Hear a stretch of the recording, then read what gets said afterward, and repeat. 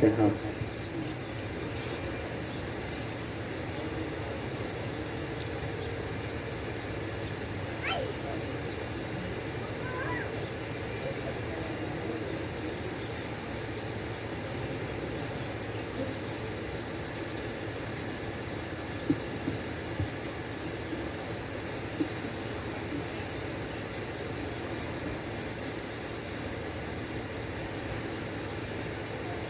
لا حول ولا قوة إلا بالله العلي العظيم۔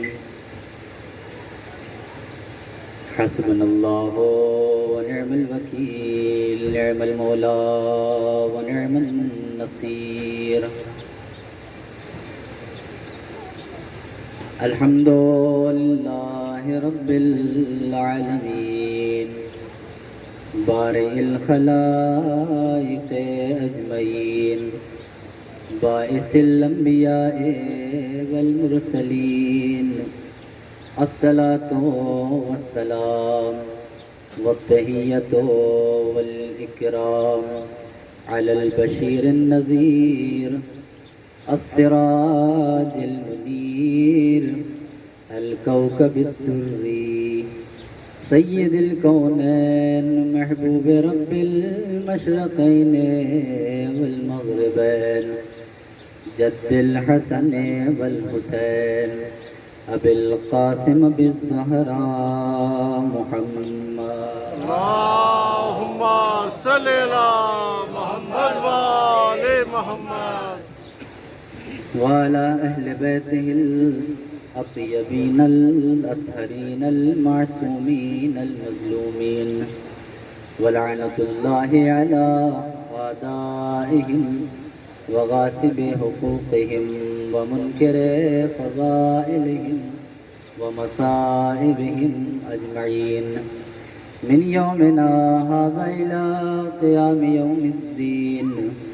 أما بعد، فقد قال الله الحكيم في كتابه الكريم، وأصدق الصادقين وقوله الحق، بسم الله الرحمن الرحيم۔ وإذ ابتلى إبراهيم ربه بكلمات فأتمهن، قال إني جاعلك للناس إماما، قال ومن ذريتي، قال لا ينال عهد الظالمين۔ اللہم صلی علی محمد وآل محمد۔ معزز سامعین کرام، بزرگان ملت، اس سے قبل کہ اس آیہ کریمہ کے ذیل میں کچھ عرض کیا جائے، ایک مرتبہ سورہ الحمد اور 3 مرتبہ سورہ اخلاص کی تلاوت فرما کے مرحوم و مغفور سید ہلال عباس رضوی ابن سید خادم مہدی صاحب کی روح کو ایصال فرما۔ بسم اللہ۔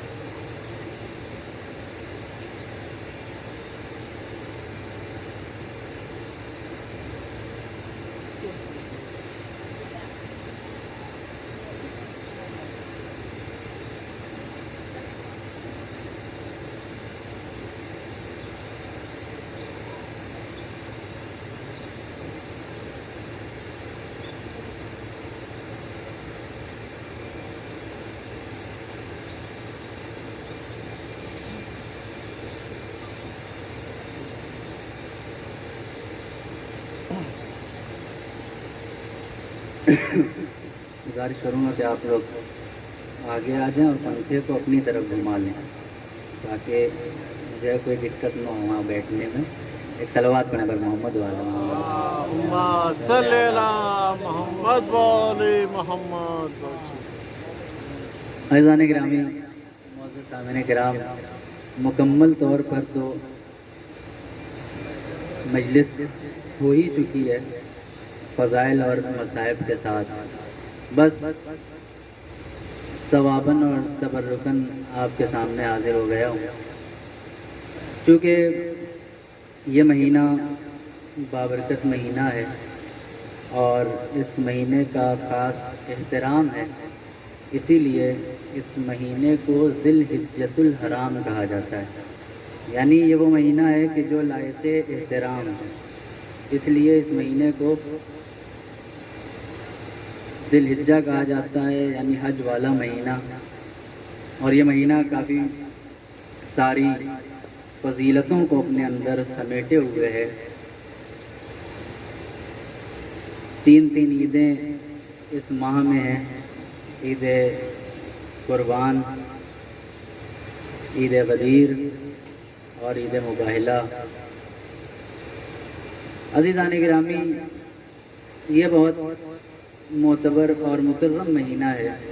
جناب ابراہیم اپنے بیٹے اسماعیل کو میدان منی کی طرف لے کے جا رہے ہیں، امام حسین علیہ السلام اپنے قافلے کو کربلا کی طرف لے کے جا رہے ہیں، رسول خدا مولائے کائنات کو میدان غدیر کی طرف لے کے جا رہے ہیں۔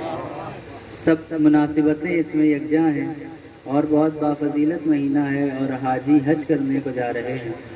عزیزوں، یہ مبارک مہینہ ہے، میں نے جس آیہ مبارکہ کو آپ کے سامنے پیش کیا ہے، بہت ہی مشہور و معروف سورہ بقرہ کی آیت ہے، جس میں ارشاد رب العزت ہو رہا ہے،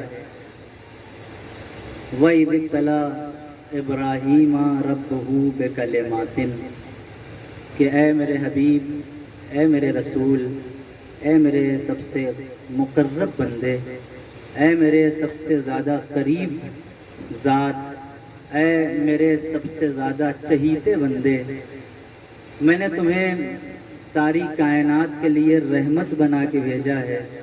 اے میری مخلوقات پہ رحمت کے سائے، اس وقت کو یاد کرو کہ جب امتحان لیا گیا ابراہیم کا، ان کے پروردگار نے امتحان لیا، ربہ بے کلماتن، کچھ کلمات کے ذریعے۔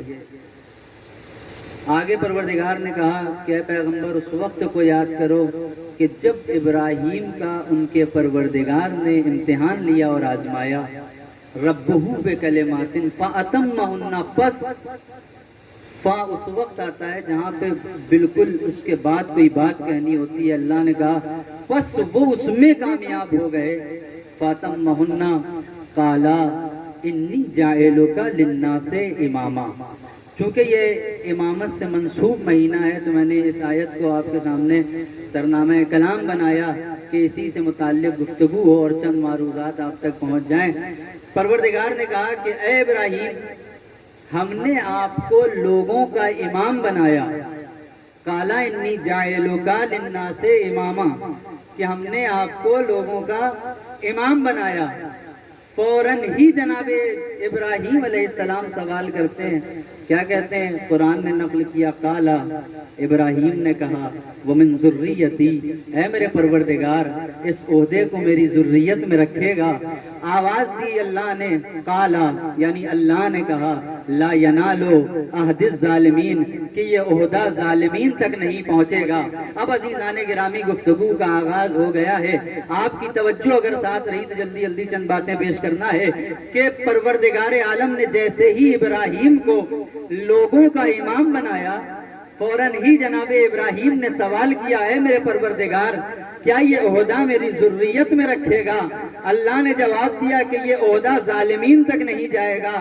پروردگار تجھے جواب دینا چاہیے تھا کہ یہ عہدہ میں تمہاری ذریت میں رکھوں گا یا نہیں رکھوں گا۔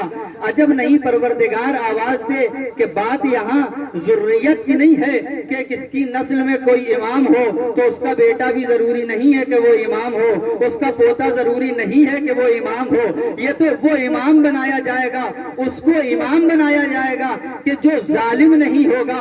عزیزان عزیزان گرامی تاریخ کے جب اوراق کو الٹیں گے اور دیکھیں گے تو تاریخ نے صرف ایک ہی شخصیت کے لیے لکھا کہ اللہ نے کہا کہ اے ابراہیم ہم نے آپ کو لوگوں کا امام بنایا، تو فوراً سوال ہوا کہ اے پروردگار کیا یہودا میری ذریت میں جائے گا؟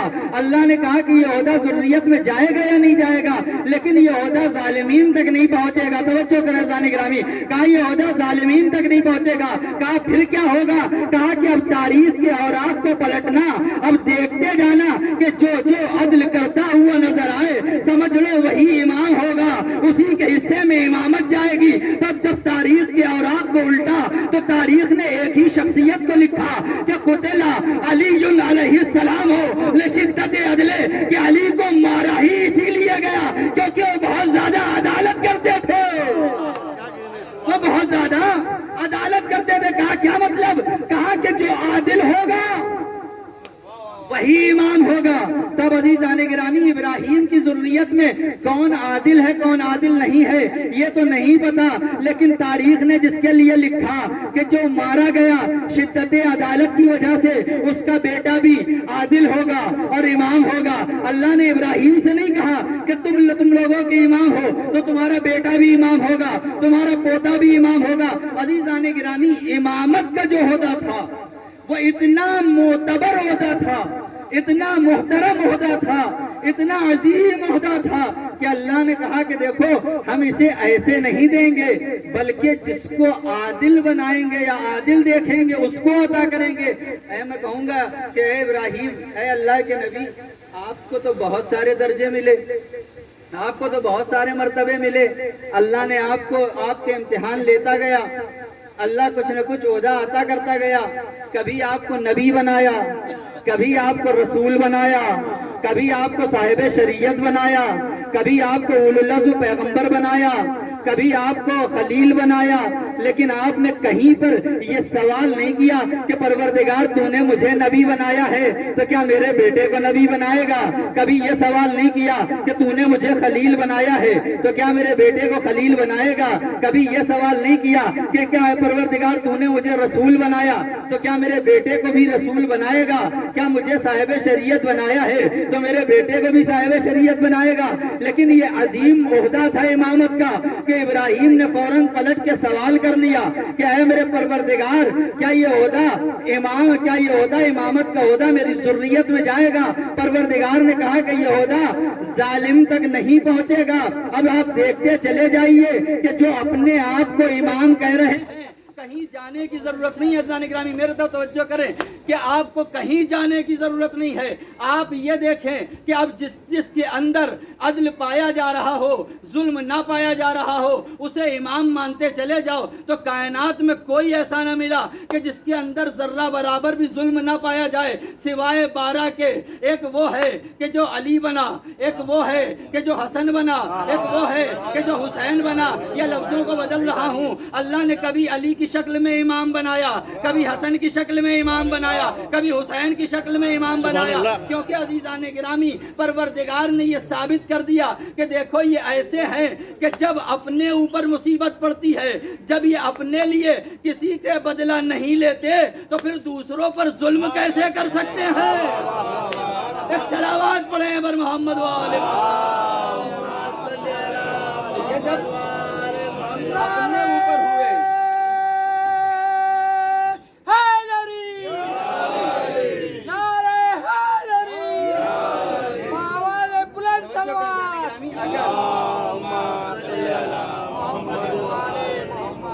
اگر جب یہ اپنے لیے اپنے اوپر ہوئے ظلموں کا بدلہ نہیں لیتے، تلوار نہیں اٹھائی کبھی اپنے اوپر ظلم، تو یہ دوسروں پہ ظلم کیسے کر سکتے ہیں؟ تو تاریخ نے ان کے علاوہ کسی کو نہ لکھا اور پروردگار نے انہیں ایسا بنایا کہ آیہ تطہیر نے خود آ کے طواف کیا کہ ان کے اندر کوئی کمی نہیں پائی جاتی۔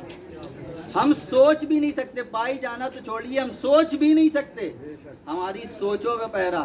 کبھی آپ کے کوئی انسان ہو اور کوئی آئے اور آ کے کسی کے بارے میں کچھ بھی سوچ لیں، آپ ہمارے بارے میں کچھ سوچ لیں، ہم آپ کے بارے میں کچھ سوچ لیں، کوئی کسی کے اوپر پہرا لگا سکتا ہے؟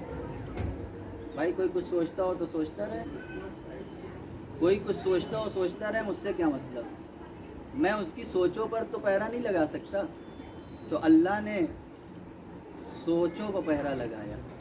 انما حسر، یہ باؤنڈری بنا دی کہ اس باؤنڈری کے نہ اس پار آ سکتا ہے کوئی جا سکتا ہے، نہ یہاں سے کوئی آ سکتا ہے. یہ باؤنڈری بنا دی اور بہت اونچی اونچی چین کی دیوار کوئی باندھ نہیں سکتا ہے. تو اگر مثال سمجھیں، مثلاً حالانکہ مثال برائے لائق مثال نہیں ہے، لیکن اس کے باوجود کوئی پھاند نہیں سکتا.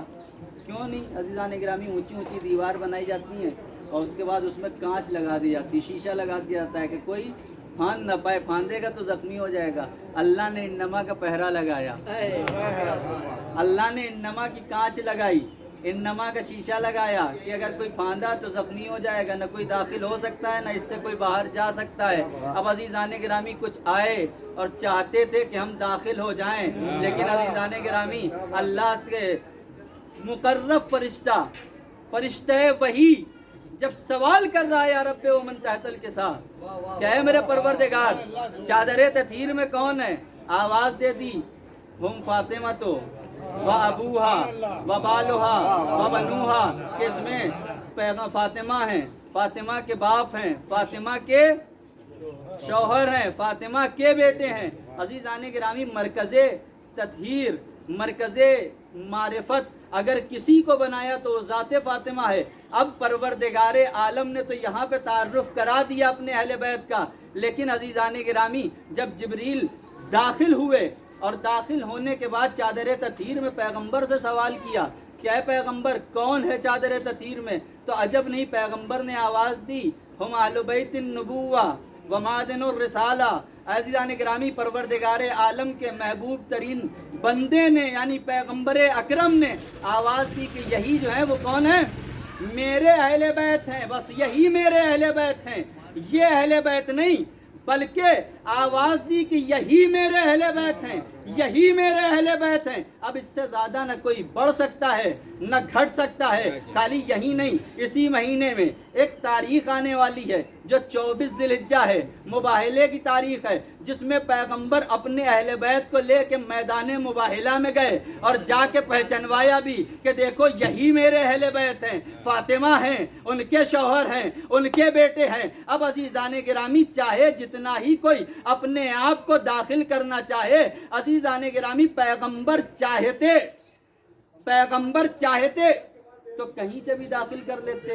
پیغمبر چاہتے تو جب اعلان ابنانا و ابناکم ہوا، بات کہاں سے کہاں نکل آئی، امامت سے ادھر آ گئی. تو میں یہ گوشہ پیش کر کے اپنی گفتگو پہ واپس آ رہا ہوں کہ ادھر آواز دی، اللہ نے کہا کہ اے پیغمبر کہہ دو، اے پیغمبر کہہ دو کہ تم اپنی عورتوں کو لاؤ، اپنی عورتوں کو لائیں، تم اپنے نفسوں کو لاؤ، اپنے نفسوں کو لاؤ، تو اپنے بچوں کو لاؤ، ہم اپنے بچوں کو لے کے آتے ہیں. پھر مباہلہ ہوگا، لعنت ہوگی جو جھوٹا ہوگا، جو جھوٹا ہوگا اس پہ اللہ کی لعنت ہوگی. پنجتن چلے، جیسے ہی پنجتن پہنچے تو اب کیا ہوا، پیغمبر کے ایک منہ چڑھا صحابی تھا جو کہنے لگا کیا رسول اللہ ہم بھی چلیں، کہا ہم بھی چلیں. پیغمبر نے کہا کہ وہاں جھوٹوں پہ لعنت ہو، وہاں جھوٹوں پہ لعنت ہوگی. جیسے یہ کہا پیچھے قدم ہٹ گئے، کہا جھوٹوں پہ لعنت ہوگی، کوئی تھا ہی نہیں ان کے علاوہ کہ جو سچ بولتا ہو. زندگی میں ہر کسی نے کچھ نہ کچھ تو جھوٹ بولا ہی ہوگا، اور پھر یہ جھوٹ پہ اپنی حکومت کرنے والے، جھوٹ ہمیشہ بولنے والے، گھڑی گھڑی جھوٹ بولنے والے. پیغمبر نے کہا کہ وہاں جھوٹوں پہ لعنت ہوگی. اب جیسے ہی پیغمبر نے اعلان کر دیا کہ تم اپنی عورتوں کو، ہم اپنی عورتوں کو، تم اپنے نفسوں کو، ہم اپنے نفسوں کو، تم اپنے بچوں کو، ہم اپنے بچوں کو، اس کے بعد وہاں جھوٹوں پہ لعنت ہوگی، یہ اعلان کر دیا. پیغمبر کی جناب خدیجہ کا تو انتقال ہو ہی گیا تھا نا، تو ظاہر سی بات ہے خدیجہ کے بعد نہ جانے کتنی زوجہ تاریخ نے لکھی پیغمبر کی، نہ جانے کتنی زوجہ آئیں پیغمبر کی زندگی میں. بہت ساری زوجہ تھیں، ایک وقت میں کئی تھیں. پیغمبر نے کیا کہا تھا، تم اپنی عورتوں کو لاؤ، ہم اپنی عورتوں کو لے کے جاتے ہیں. تم اپنے نفسوں کو لاؤ، ہم اپنے نفسوں کو لے کے جاتے ہیں، تو پیغمبر انہی کو لے کے گئے جو اہل بیت تھے، جو اہل بیت تھے، جو گھر والے تھے، جو صاحب بیت تھے، ان کو لے کے گئے۔ عزیزان گرامی، چاہتے پیغمبر تو اپنی زوجہ کو بھی لے جا سکتے تھے، لیکن ایک خطیب نے عجیب جملہ کہا۔ وہ کہتے ہیں کہ رسول اللہ جب میدان مباہلہ میں گئے تو اپنے گھر سے کسی کو لیا نہیں اور علی کے گھر سے کسی کو چھوڑا نہیں۔ صلوات پڑھیں بر محمد والے نعرہ پیغمبر حیدری، حیدری، باواز بلند سلوات۔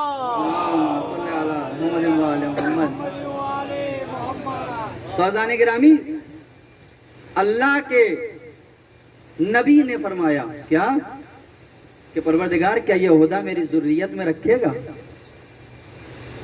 اللہ نے کیا کہا تھا کہ ہم نے آپ کو لوگوں کا امام بنایا، ہم نے آپ کو لوگوں کا امام بنایا۔ کیا کہا اللہ نے؟ توجہ کریں لفظ پر، اللہ کیا کہہ رہا ہے آیت میں؟ ہم نے آپ کو لوگوں کا امام بنایا، کائنات کا امام نہیں بنایا۔ ابراہیم جانتے تھے کہ امامت کا عہدہ بہت قیمتی ہے، اگر لوگوں کا ہی امام بن جائے کوئی تو بہت بڑی بات ہے، چہ جائے کہ کائنات کا امام۔ اللہ نے خالی لوگوں کا امام بنایا تو ابراہیم نے فوراً کہہ دیا پروردگار کیا یہ عہدہ میری ذریت میں رکھے گا؟ آواز دی کہ نہیں، یہ عہدہ ذریت میں نہیں جائے گا، جائے گا یا نہیں جائے گا، بلکہ یہ عہدہ ظالم تک نہیں پہنچے گا۔ ذریت میں رکھیں گے یا نہیں رکھیں گے کچھ پتہ نہیں، لیکن یہ عہدہ ظالم تک نہیں پہنچے گا۔ اور آپ صرف اور صرف لوگوں کے امام ہیں، آپ کائنات کے امام نہیں ہیں، آپ چرند کے امام نہیں ہیں، آپ پرند کے امام نہیں ہیں، آپ جناتوں کے امام نہیں ہیں، آپ فرشتوں کے امام نہیں ہیں، آپ تاروں کے امام نہیں ہیں، آپ سورج کے امام نہیں ہیں، آپ چاند کے امام نہیں ہیں، آپ آسمان کے امام نہیں ہیں، آپ زمین کے امام نہیں ہیں، بلکہ آپ صرف اور صرف لوگوں کے امام ہیں۔ لیکن لوگوں کے امام بننے کے بعد ابراہیم نے سوال کر لیا، اے پروردگار یہ عہدہ میری ذریت میں رکھے گا یا نہیں رکھے گا؟ اے ابراہیم، آپ صرف لوگوں کے مسئلوں کو حل کیجئے کیونکہ آپ لوگوں کے امام ہیں، لیکن ایک وقت ایسا آئے گا کہ جب آپ کی ذریت میں سے کچھ ایسے ہوں گے اللہ جنہیں کائنات کا امام بنائے گا، کائنات کا امام بنائے گا۔ کہا کائنات کا امام کون ہوتا ہے؟ کہا لوگوں کا امام وہ ہوتا ہے کہ جو لوگوں کی پرابلم کو سولو کرے، لوگوں کے مسئلوں کو حل کرے۔ کہا کائنات کا امام؟ کہا کائنات کا امام وہ ہوتا ہے کہ جو کائنات کے مسئلوں کو حل کرے۔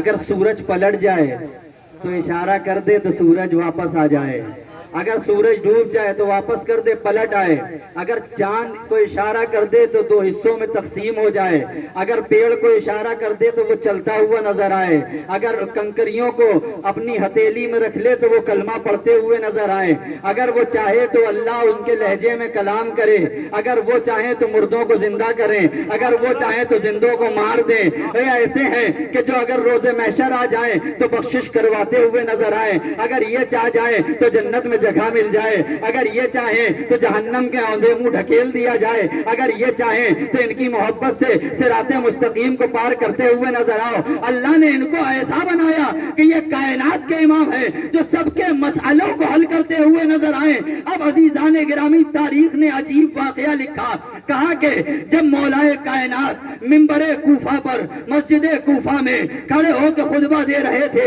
اسی اسنا میں کیا دیکھا کہ ایک بھگدڑ سی مچی۔ اب اسی بھگدڑ میں مولائے کائنات نے کوفیوں سے سوال کیا، اے کوفیوں یہ ماجرا کیا ہے؟ آخر تمہارے چہروں پر یہ عجب سی اداسی کیوں ہے؟ گھبرائے ہوئے کیوں لگ رہے ہو؟ کہا کہ علی کیا بتائے کہ ایک اژدہا ہے جو مسجد میں داخل ہو رہا ہے، ہم سب ڈرے ہوئے ہیں۔ عجب نہیں، مولائے کائنات نے آواز دی کہ اس کو آنے دو، وہ میرے پاس آ رہا ہے۔ جیسے ہی یہ جملے کہے عزیزان گرامی، میں ایک چیز واضح کروں کہ کائنات کا امام ہونا اور ہے، لوگوں کا امام ہونا اور ہے۔ کائنات کا امام الگ ہوتا ہے، لوگوں کا امام الگ ہوتا ہے۔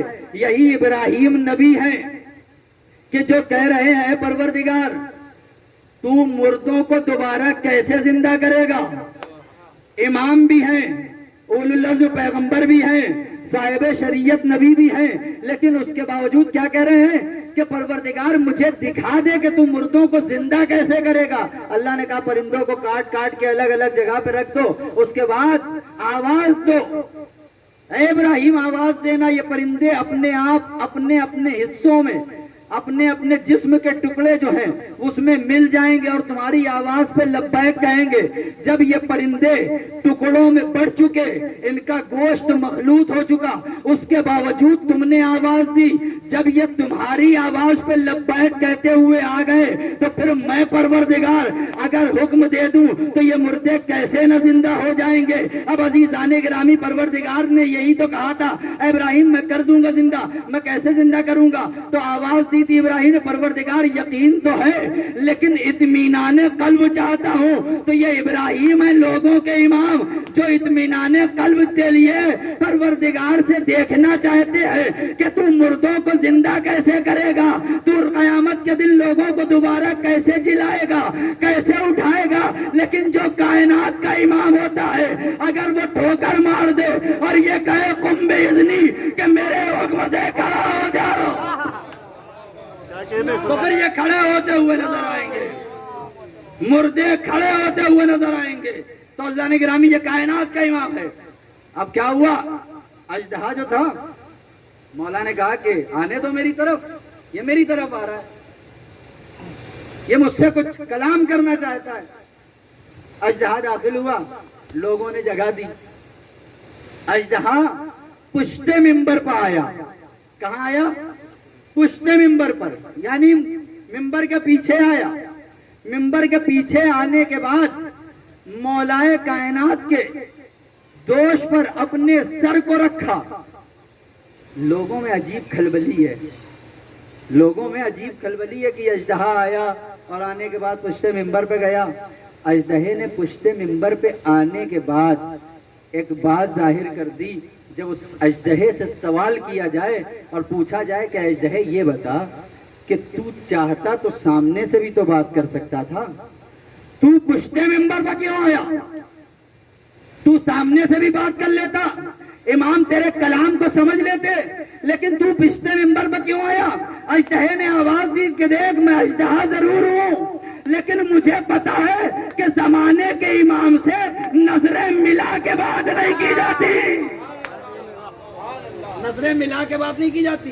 یہ درس دیا، پشت ممبر پر آیا، آنے کے بعد دوش پر اپنے سر کو رکھا، رکھنے کے بعد کیا کہتا ہے؟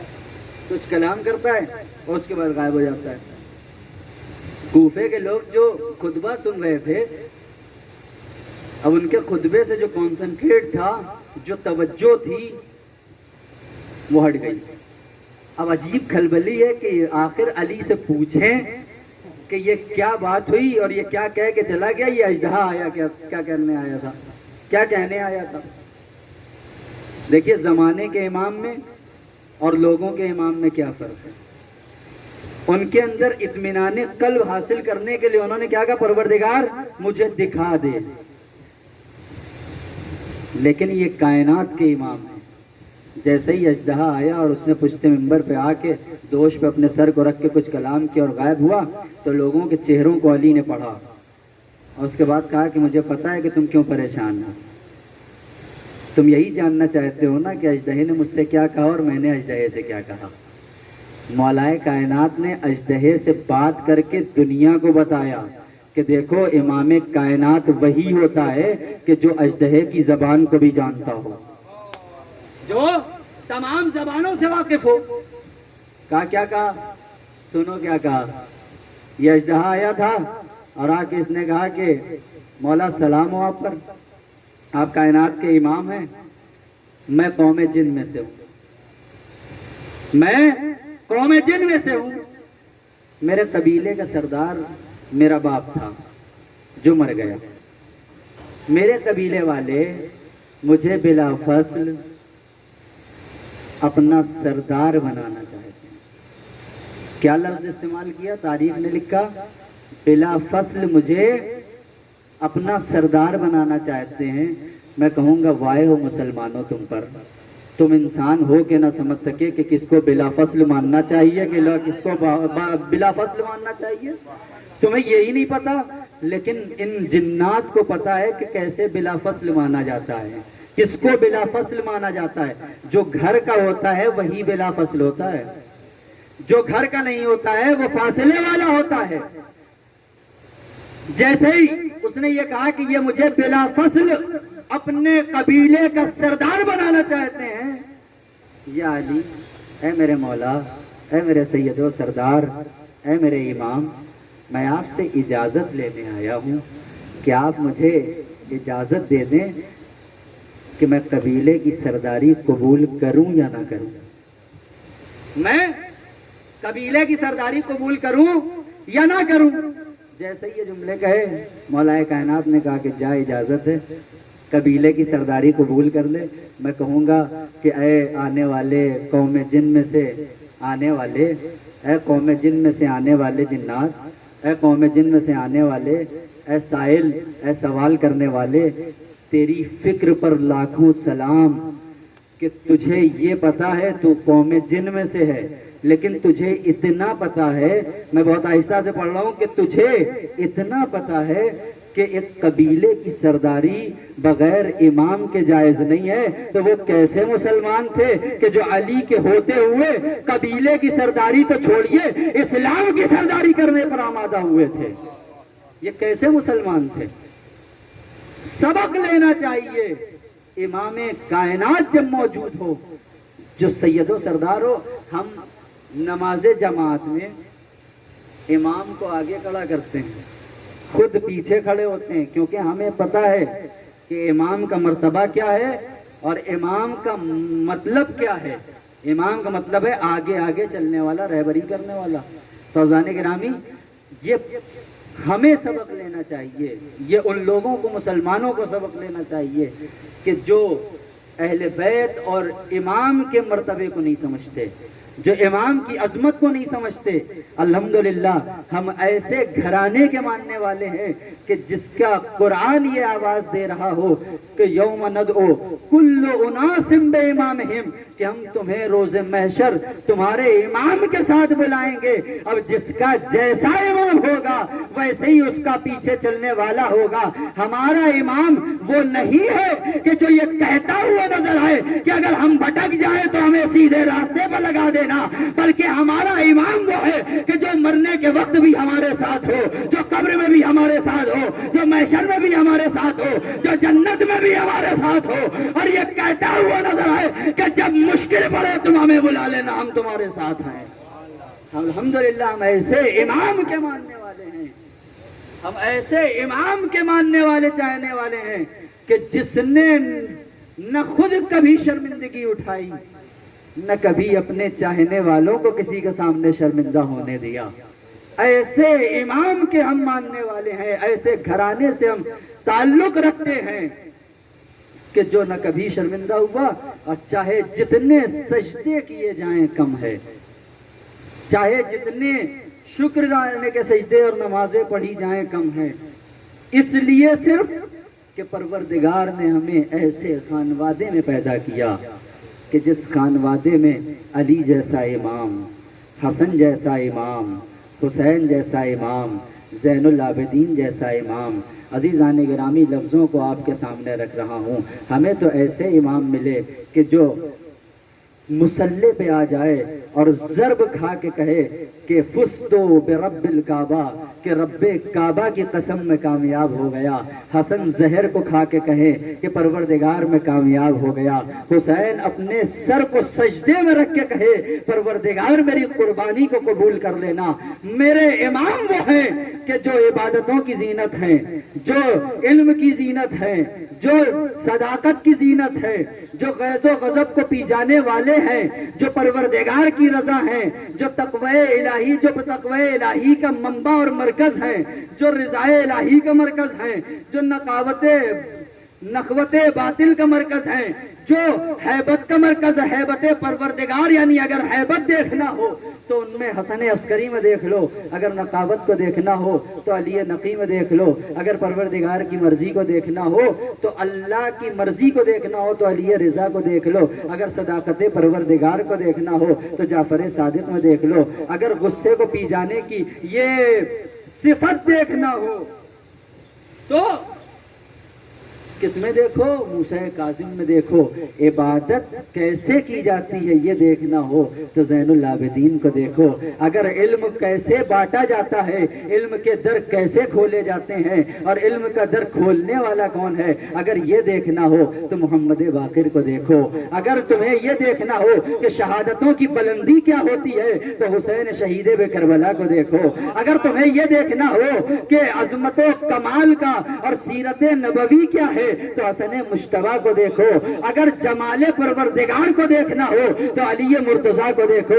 اگر کمال مصطفیٰ کو دیکھنا ہو تو علی مرتضیٰ کو دیکھو۔ تو ہمیں ایسے امام ملے، ایسے رہبر ملے، ایسے لیڈر ملے کہ پروردگار کا جتنا شکریہ ادا کیا جائے کم ہے، کیونکہ پروردگار نے ہمیں ایسے امام عطا کیے، ایسے رہبر عطا کیے کہ جن کے سامنے ہم اپنے سروں کو خم کیے اور تسلیم کیے ہوئے کھڑے ہیں کہ مولا ہمیں آپ ویسا بنا دیں کہ جیسا آپ چاہتے ہیں، ہمیں مولا ایسا بنا دیں جیسا آپ کا پروردگار چاہتا ہے۔ تو عزیزان گرامی، ہماری یہ مختصر سی جو گفتگو ہے اس کا مقصد یہ ہے کہ ہمیں اپنے امام کی معرفت حاصل کرنا ہے، اپنے امام کو پہچاننا ہے، اس کے بعد امام کے بتائے ہوئے راستے پر چلنا ہے۔ اور عزیزان گرامی، ایک آخری پیغام میں آپ کو دے دوں مولا کائنات کی اس حدیث کی روشنی میں کہ دیکھو، جب تم، چونکہ ایصال ثواب کی مجلس ہے تو ایک دو جملے اس حوالے سے بھی ہو جائیں کہ مولا نے فرمایا کہ جب تم قبرستان جاؤ اور کسی کے جنازے کو دفن کرو تو آپ نے اکثر یہ سنا ہوگا، معصومین فرماتے ہیں کہ جب مرنے والا مر جاتا ہے اور قبر میں جاتا ہے، لوگ قبر کو بند کرنے لگتے ہیں تو روح چلا چلا کر آواز دیتی ہے۔ کیا آواز دیتی ہے؟ اے میرے بیٹے، مجھے چھوڑ کر کہاں جا رہا ہوں؟ اے میری اولاد، مجھے چھوڑ کر کہاں جا رہی ہے؟ اے میرے بھائی، مجھے کہاں چھوڑ کے جا رہا ہے؟ اے میرے رشتہ داروں، مجھے کہاں یہ پتہ نہ چھوڑ رہا؟ یہ آواز دیتی ہے روح۔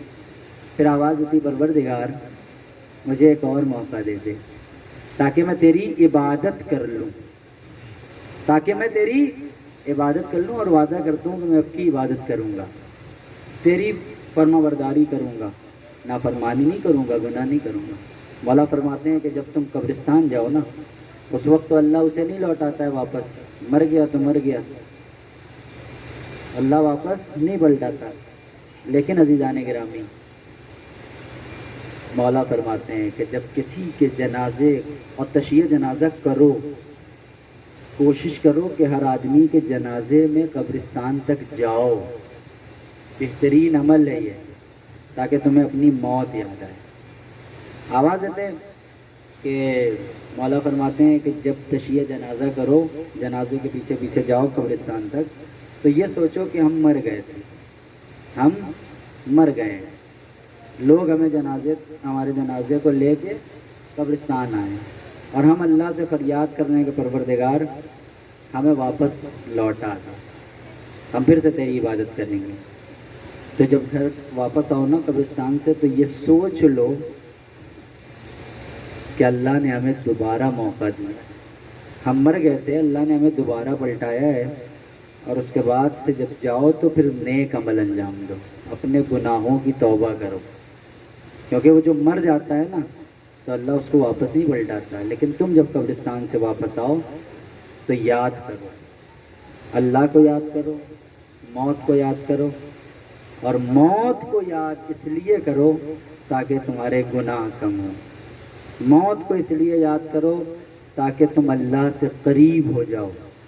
موت ایک ایسی نعمت ہے عزیزوں کہ جو ہمیں اللہ سے نزدیک کرتی ہے، اہل بیت سے نزدیک کرتی ہے۔ موت ایک نعمت کا نام ہے، ہم اسے زحمت سمجھتے ہیں، اسے خوف والی چیز سمجھتے ہیں، رات میں بات نہیں کرتے ہیں کہ کہیں ایسا نہ ہو کہ آدمی ڈرنے لگے، ارے گھبراؤ، موت کی بات نہ کرو رات میں، کیوں؟ اس لیے کہ ہم ڈرتے ہیں۔ آدمی کب ڈرتا ہے؟ مثلا میں آیا امتحان دینے، امتحان میں ڈر کسے لگے گا؟ آپ کو تھوڑی لگے گا، کیونکہ آپ تیاری کر کے آئے ہیں۔ ہمیں ڈر اس لیے لگے گا کیونکہ ہم تیاری کر کے نہیں آئے ہیں۔ تو عزیزوں، ڈر اسے لگے گا جو تیاری کر کے نہ آیا ہو۔ موت بھی ویسے ہی چیز ہے کہ ڈرتا وہی ہے کہ جو موت کے لیے تیار نہیں ہوتا۔ توجہ کریں، اگر ڈرتا وہی ہے کہ جو موت کے لیے تیار نہیں ہوتا ہے۔ ہم لوگ موت کے بعد جیسے کرتے ہیں تو بہت خوفناک اور ڈراؤنا بنا کے موت کو پیش کیا، ورنہ موت ایک نعمت ہے۔ بس آخری روایت میں آپ کو سناتا چلوں تاکہ ہمارے اندر ایک جذبہ پیدا ہو جائے۔ کہا کہ بحر الانوار کی بہت 95ویں جلد میں تقریباً یہ روایت درج ہے کہ جس میں ایک مرنے والا جب اس دنیا سے جاتا ہے تو مولا فرماتے ہیں کہ مرنے والے کی روح ایسے نکلتی ہے، جو اچھے عمل کرنے والا ہوتا ہے اس کی روح ایسے نکلتی ہے جیسے پھول سے خوشبو نکلتی ہے، اور برے عمل کرنے والے کی روح اور ہمارے دشمن کی روح ایسے نکلتی ہے جیسے خاردار درخت پر کسی سوتی کپڑے کو ڈال دیا جائے اور اس کو کھینچا جائے تو وہ تار تار ہو جاتا ہے۔ ایسے روح نکلتی ہے۔ میرے چاہنے والے کی روح، اچھے عمل کرنے والے کی روح کیسے نکلتی ہے؟ جیسے پھول سے خوشبو۔ ایک حدیث۔ دوسری حدیث دیکھیے، روایت کا مطلب ہوتا ہے کہ سیاق و سباق، یعنی پیچھے کیا ہوا اور آگے کیا ہوگا، ساری ڈیٹیل۔ حدیث کہتے ہیں کہ جو مولا نے فرما دیا میں نے آپ کے سامنے پیش کر دی۔ ایک حدیث۔ دوسری حدیث یہ کہ مولا نے فرمایا کہ انسان، فرشتوں کو جو ہے عقل دی گئی ہے، خواہش نہیں دی گئی ہے۔ جانوروں کو صرف خواہش دی گئی ہے، عقل نہیں دی گئی ہے۔ لیکن انسان اشرف مخلوقات ہے، انسان کو عقل بھی دی گئی ہے اور خواہش بھی دی گئی ہے۔ مولا فرماتے ہیں اگر انسان اپنی عقل کے ذریعے بلندی پہ جانا چاہے تو وہ فرشتوں سے کیا ہو جاتا ہے؟ افضل ہو جاتا ہے، اور اگر اپنی خواہشات کے ذریعے پستی میں جانا چاہے تو وہ جانوروں سے بدتر ہو جاتا ہے۔ تو عزیزان گرامی، یہ دو روایتیں ذہن میں رکھیے گا۔ ایک مرنے والا بستر مرگ پر ہے، روح نکلنے والی ہے، ملک الموت آئے روح قبض کرنے کے لیے، نامہ اعمال دکھاؤ۔ نامہ اعمال دیکھے، نماز نہیں پڑھتا تھا، روزہ نہیں رکھتا تھا، حج نہیں کیا واجب تھا، زکوٰۃ نہیں دی۔ ہاں بھائی، کیوں نہیں کی نماز؟ کیوں نہیں پڑھی؟ بہانے۔ روزہ کیوں نہیں رکھا؟ بہانے۔ زکوٰۃ کیوں نہیں دی؟ بہانے۔ حج کیوں نہیں کیا؟ بہانے۔ انسان اپنی فطرت سے مجبور ہے۔ ملک الموت نے کہا اچھا ایسی بات ہے، پٹائی ہوئی، روح نکلی، اذیت سے روح نکلی، اذیت سے روح نکلی۔ ایک اچھا عمل کرنے والا ہے، میں نے بہت سمیٹ دیا اس روایت کو اور جلدی پیش کر دوں۔ کہا کہ پھر آخری میں کیا ہوا؟ کہا اچھے عمل کرنے والا کا معاملہ آیا۔ اچھے عمل کرنے والا بھی ہے، چاہنے والا بھی ہے۔ تو اچھے عمل کرنے والا اور چاہنے والا دونوں ہے نا، صفات اس کے اندر پائی جاتی ہیں۔ مولا نے کیا فرمایا؟ میرے چاہنے والے کی روح ایسے نکلتی ہے جیسے پھول سے خوشبو۔ اور یہ مرنے والا جو ہے نا، اس نے نیک عمل کیے ہیں نا، تو یہ فرشتوں سے کہاں پہنچ گیا؟ افضل ہو گیا، بلند ہو گیا۔ روح قبض کرنے والا کون ہے؟ کہا فرشتہ ہے۔ مرنے والا کون ہے؟ کہا فرشتے سے افضل ہے۔ تب انصاف سے بتائیے، کوئی پولیس والا ہو، سپاہی، اور کوئی سب انسپکٹر ہو یعنی دروغہ، اور وہ جائے سپاہی اور دروغہ کوئی جرم کر دے، خدا نخواستہ سپاہی جائے گا اور جا کے اس سے کہے سر میری تو ڈیوٹی ہے، یہ تھوڑی کہے گا چل، کہے گا چلیے سر اب کیا بتائیں میری تو ڈیوٹی ہے، اب تو ہمیں آپ کو لے جانا ہی پڑے گا۔ ادب سے لے کے جائے گا یا نہیں لے جائے گا؟ اگرچہ مجرم ہے لیکن عہدے میں تو بڑا تھا نا۔ ویسے ہی یہ مرنے والا لیٹا ہے، فرشتوں سے افضل ہے نا۔ مرنے والا کون ہے؟ فرشتوں سے افضل ہے۔ ملک الموت کون ہے؟ کہا موت کا فرشتہ ہے۔ تو ملک الموت آئے گا تو کیسے آئے گا؟ چلیے سرکار، اللہ کا آپ کی طرف سے، اللہ کی طرف سے آپ کا بلاوا آیا ہے، چلیے اللہ نے آپ کو بلایا ہے۔ کہا اتنی جلدی آ گئے؟ اب اس کے اندر جرت ہے نا، کیونکہ نئے فرشتوں سے افضل ہے نا، تو اب جرت پیدا ہوئی چاہنے والے کے اندر۔ جب جرت پیدا ہوئی تو کہا کہ اتنی جلدی آ گئے؟ کہاں آ گئے اتنی جلدی؟ کیا ہوا؟ کوئی بات، کوئی خواہش؟ کہاں خواہش تھی؟ کہا کیا خواہش تھی؟ کہا صاحب وہ بیٹے نے دبئی میں فلیٹ لیا تھا، سوچا کہ وہ فلیٹ دیکھ لیتے تو پھر مرتے۔ اچھا یہ بات ہے، ذرا سر کو سامنے اٹھاؤ، اب جب مرنے والا اٹھائے گا تو کیا دیکھے گا کہ فلیٹ ہے۔ دیکھو کیا ہے یہ؟ کہا یہی ہے بیٹے کا فلیٹ جو تم دیکھنا چاہ رہے تھے۔ اچھا یہ فلیٹ ہے؟ فوٹو میں دیکھتے نا تو بس فوٹو دکھتی، جے پی جی کی فائل ہوتی یا جے پی جی کی فائل ہوتی، لیکن ملک الموت نے 3D میں دکھایا، ٹیکنک کے حساب سے آج کی 3D میں نچا نچا کے دکھایا، گھما گھما کے دکھایا، اندر دکھایا، پلٹ کے دکھایا، گھما کے۔ اچھا یہ ہے؟ کہا اور کچھ؟ کہا ایک خواہش اور تھی۔ کہا وہ کون سی خواہش؟ کہا کہ اب کیا بتائیں، میرے گھر میں بچے کی ولادت ہونے والی تھی۔ توجہ سے سنیں عزیزان گرامی، کہا کہ بچے کی ولادت ہونے والی تھی۔ کہا پھر؟ کہا بچے کی ولادت ہونے والی تو سوچا تھا کہ دیکھ ویکھ لیں، پھر موت آئے، پھر مریں۔ اچھا یہ بات ہے، اتنی سی خواہش ہے؟ آدمی ٹھیک ہو تم، اس لیے تمہاری خواہش پوری ہو رہی ہے۔ ملک الموت ان سے کہیں گے آدمی ٹھیک ہو، کام کے ہو، اسی لیے تمہاری جو ہے خواہش پوری کر رہا ہے اللہ، ذرا سامنے دیکھو۔ اور جب سامنے دیکھے گا تو کیا دیکھے گا کہ ایک جمع غفیر لگا ہوا ہے، بہت مجمع ہے۔ کہا بھیا یہ کون لوگ ہیں ملک الموت سے؟ وہ کہیں گے دیکھو تو یہ کون ہے؟ کہا ہم نے تو ایک کہا تھا، ہم نے ایک کہا تھا، یہ اتنے سارے؟ کہا کہ ہاں تم زندگی میں ایک کو دیکھتے، اللہ نے موت کے وقت تمہاری نسل میں جتنے مومن گزر چکے ہیں انہیں بھی دیکھ لو، جتنے تمہاری نسل میں قیامت تک آئیں گے ان کو بھی دیکھ لو۔ تو اب بتائیے موت رحمت ہے یا زحمت ہے؟ موت نعمت ہے یا زحمت ہے؟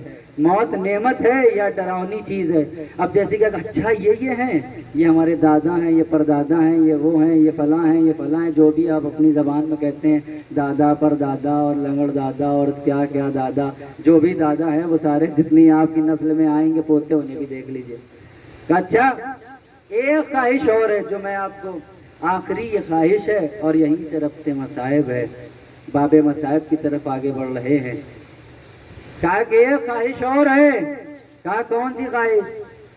کہا کہ ہر مولا کے چاہنے والے کی خواہش ہے کہ ایک مرتبہ قبر حسین کی زیارت کر لیتے۔ اللہ اکبر، ایک مرتبہ زندگی میں کم سے کم قبر حسین کی زیارت کر لیتے۔ کہا اچھا قبر حسین کی زیارت کرنا ہے، رکو ذرا اپنے سر کو اٹھاؤ۔ مرنے والا جب اپنے سر کو اٹھائے گا نا تو کچھ نور دکھیں گے۔ کہا یہ کون؟ کہا کہ یہ جو پہلا نور ہے نا، یہ وہ نور ہے کہ جن کی امت میں ہونے کا دم بھرتے ہو، یہ پیغمبر اکرم کا نور۔ کہا یہ کون؟ کہا جن کی ولایت تم پہ واجب تھی، یہ ان کا نور۔ کہا اچھا؟ ملک الموت کہیں گے اپنی نظروں کو جھکاؤ، یہ بنت پیغمبر کا نور ہے۔ آواز آئے گی اچھا یہ کس کا نور ہے؟ چوتھا نور کا یہ حسن مشتبہ سبز قبا کا نور ہے۔ کہا اچھا یہ میرے مولا حسن ہے؟ اس کے بعد فوراً آواز آئے گی، کیا آواز آئے گی؟ آواز آئے گی یہ نور جو دیکھ رہے ہو نا، مرنے والا پوچھے گا کہ یہ پانچواں نور ہے نا، یہ کس کا نور ہے؟ کہا کہ تم پہچانو یہ کس کا نور ہے؟ کہا کہ اس چہرے سے تو مظلومیت جھلک رہی ہے، اس چہرے سے تو مظلومیت جھلک رہی ہے۔ کہا کہ یہ حسین ابن علی شہید بکربلا کا نور ہے۔ آنکھیں بھر آئیں گی مرنے والے کی، آواز میں تھر تھری پیدا ہو جائے گی، اتنا محو ہو جائے گا حسین کے چہرے کو دیکھنے میں کہ ملک الموت کہیں گے اب اس سے بہترین موقع نہیں ہے کہ اس کی روح کو قبض کر لیا جائے۔ روح قبض ہو گئی، مرنے والا اس دنیا سے چلا گیا، حسین اپنی زبان پر نام حسین لیتا ہوا اس دنیا سے رخصت ہو گیا۔ ایک مرحوم کے ایصال ثواب کی مجلس ہے، وہ بھی عاشق حسین ہے، عزادار امام حسین تھا، عزاداروں اسی کے ایصال ثواب کی مجلس ہے۔ حسین اتنا مظلوم ہے، عزاداروں کے جناب زینب نے کربلا میں ایک ہی سوال تو اپنے بھائی حسین سے کیا تھا کہ اے میرے بھیا حسین، آپ کے چہرے سے اتنی مظلومیت جھلک رہی ہے، اے بھیا روز میں سن رہی ہوں کہ لشکر پہ لشکر آ رہے ہیں، یزید کے لشکر میں اضافہ ہو رہا ہے، اے میرے بھیا اگر آپ کا بھی کوئی چاہنے والا ہو تو آپ بھی اس کو بلا لیجئے۔ عزادار و زینب کے کہنے پر حسین نے خط لکھا، وہ خط حبیب کے لیے تھا۔ اے میرے بچپن کے دوست حبیب، ارے حسین نرغے آدھا میں گر گیا ہے، عزاداروں حسین اتنا مظلوم ہے کہ خط لکھ کے حبیب ابن مظاہر کو بلا رہا ہے۔ عزاداران مظلوم کربلا، یہی فاطمہ کا لال ہے کہ جو کربلا میں یکو تنہا کھڑا ہوا ہے۔ حبیب مار دیے گئے، زہیر و سعید قربان ہو گئے، ارے ہر کا لاشا جو ہے قربان کر دیے گئے۔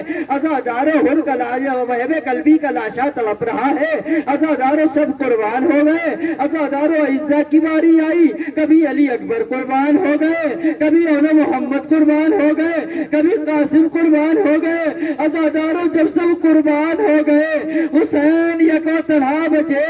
عزاداروں کبھی دائیں دیکھا، کبھی بائیں دیکھا، ارے زینب یہ منظر خیمے سے دیکھ رہی تھی، ارے آواز دی کہ میرے بھیا کیا دیکھ رہے ہو، آواز دی ہے میری بہن زینب، ارے یہ دیکھ رہا ہو کہ ایک وقت ہوتا کہ جب کوئی لجام برس کو پکڑتا تھا، کوئی رکاب کو سنبھالتا تھا، کوئی مجھے بازو پکڑ کے سوار کرتا تھا، لیکن آج کوئی نہیں ہے۔ عزادار زینب نے بازو کو سنبھالا، آواز دی ہے میرے بھیا آج زینب عباس بن کے سوار کرے گی، آج اونا محمد بن کے سوار کرے گی، آج زینب علی اکبر بن کے سوار کرے گی۔